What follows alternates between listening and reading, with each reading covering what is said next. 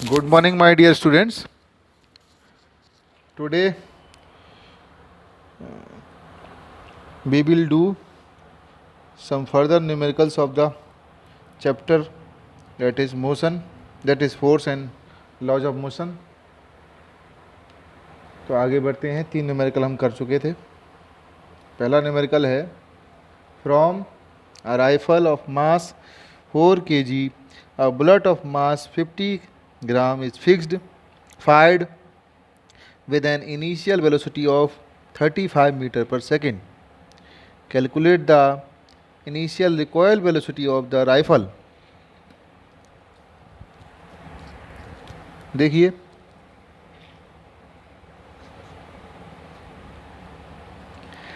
इसमें जो लगेगा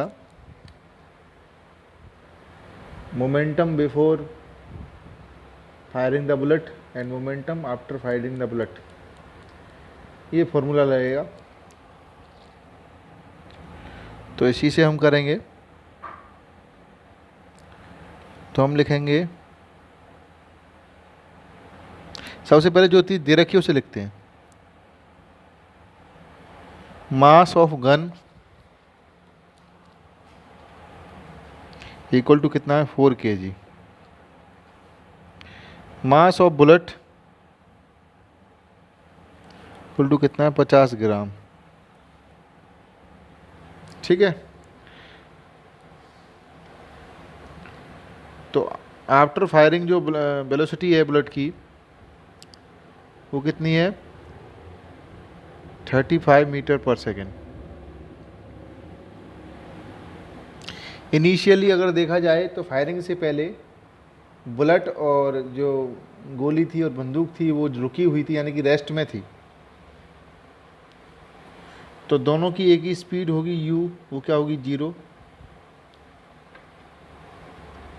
और जो गन की स्पीड है v1 मान लेता हूँ, सॉरी उसकी बुलेट की स्पीड ऑफ बुलेट खुद ही लिखा है इन्होंने, वेलोसिटी ऑफ बुलेट या स्पीड ऑफ बुलेट। तो रिकॉयल वेलोसिटी ऑफ गन हमें निकालना होगा, जो होगी v2। तो क्या आएगी ध्यान से देखें, m1 plus m2 before firing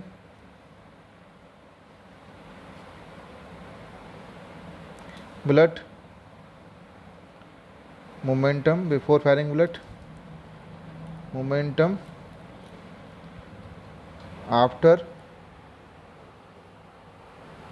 firing bullet. तो m1 plus m2 u, m1 b1 plus m2 b2। तो देखो ये हो जाएगा 4 प्लस 50, u 0 है क्योंकि दोनों चीज़ रुकी हुई हैं गोली चलाने से पहले। m1 यानी कि बुलेट की जो मास है कितना है 50, और उसका 50 अपॉन 1000 इसको किलोग्राम में कर लेंगे। ठीक है। और b1 यानी कि उसकी वेलोसिटी कितनी है बुलेट की 35 प्लस m2 गन की कितनी है 4 इंटू गन की रिकॉयल वेलोसिटी हमें मालूम करनी है। ये पूरा टर्म 0 हो जाएगा। तो 0 इक्वल टू, ये काट दीजिए 50 अपॉन 100 35 प्लस 4v2, 4v2 इधर ले लेंगे नेगेटिव में, 4v2 equal to 5 upon 100 into 35, v2 equal to minus इधर आ जाएगा 35 100 और 4 नीचे आ गया। तो इसे काटेंगे जब,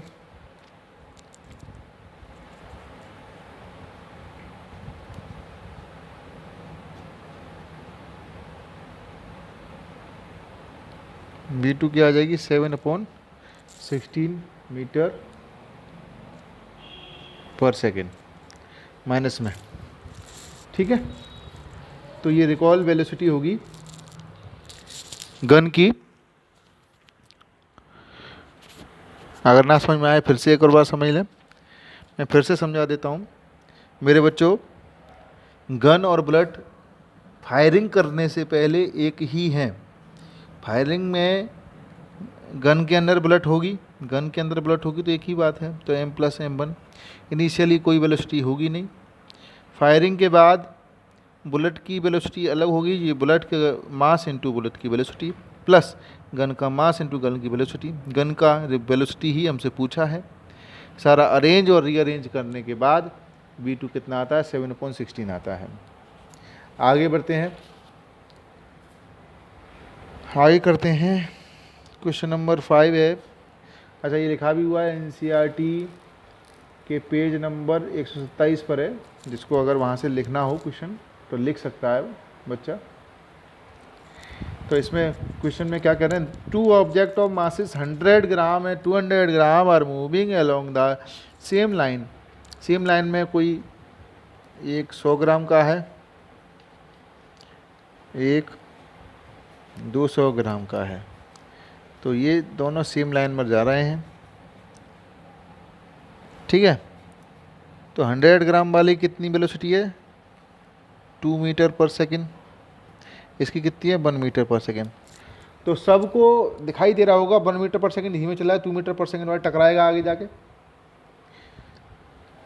तो दे कोलाइड यानी कि टकराते हैं ना। आफ्टर द कोलिजन, कोलिजन के बाद the first move at the velocity of 1.67 metre पर सेकेंड। कोलिजन के बाद पहला वाला 1.67 मीटर पर सेकेंड चलना शुरू कर देता है और दूसरा वाला कितना चलेगा ये हमें निकालना है, वही कोलिजन। हम लिखेंगे मोमेंटम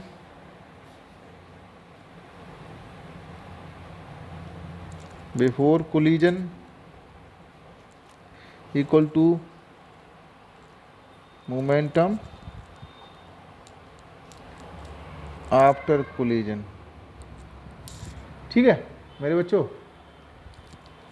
अब इसमें ये m1 है, u1 है, m2 है, u2 है, इनिशियली है ना ये सब वेलोसिटी। तो हम लिखेंगे m1 u1 m2 u2 m1 b1 plus m2 b2। पहले ऑब्जेक्ट की वेलोसिटी भी उन्होंने आगे कोलिजन के बाद, टकराने के बाद पहले ऑब्जेक्ट की वेलोसिटी b1 दी है कितनी, 1.67 मीटर पर सेकेंड। तो बच्चों इन्हीं में सारी वैल्यू पुट कर देंगे हम। m1 कितना है 100/1000 इंटू u1 कितना है 2 प्लस m2 कितना है 200/1000 इंटू u2 कितना है 1।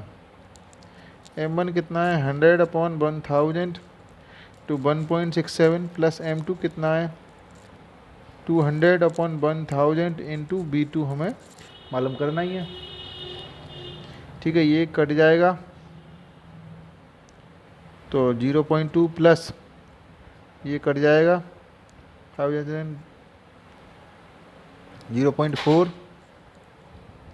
ठीक है, इक्वल टू ये कट जाएगा तो 0.167 प्लस ये कट जाएगा 2 5 10 1/5 b2। ये 0.6 माइनस इधर से ये आ जाएगा 0.167 इक्वल टू 1/5 b2। ठीक है, तो ये घटाएंगे, सब्ट्रैक्ट करेंगे, इसमें से कितना आएगा 3, 9 में 6 गया 3, एम बन गया 4, 0.433 1/5 b2। ठीक है, सबको दिखाई दे रहा होगा। आगे बढ़ते हैं।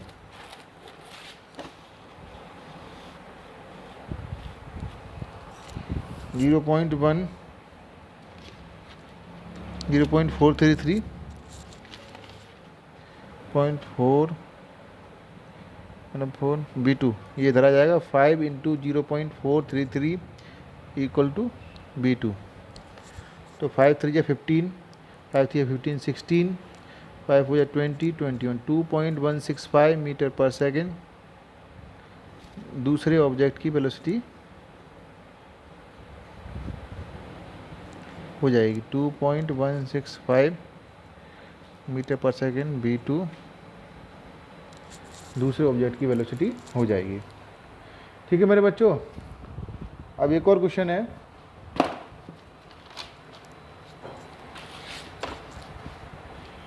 छोटा सा क्वेश्चन है, जरा समझना।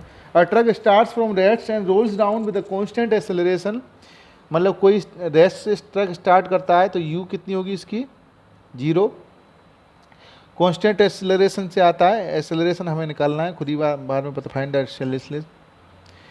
और कितना डिस्टेंस कवर करता है, s कितना कवर करता है 400 मीटर कितनी सेकंड में 20 सेकंड में।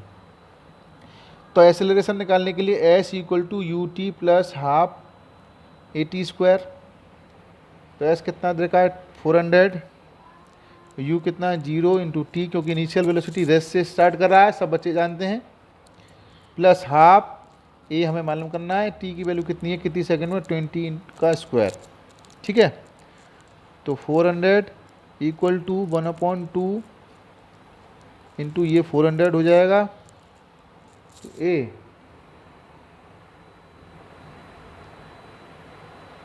ठीक है।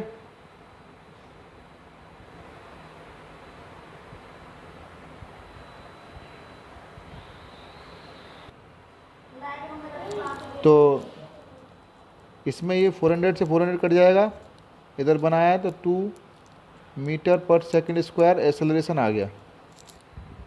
ठीक है मेरे बच्चों, अब इसमें पूछा है आगे क्या है कि फाइंड इट्स एक्सेलरेशन हो गया, फाइंड द फोर्स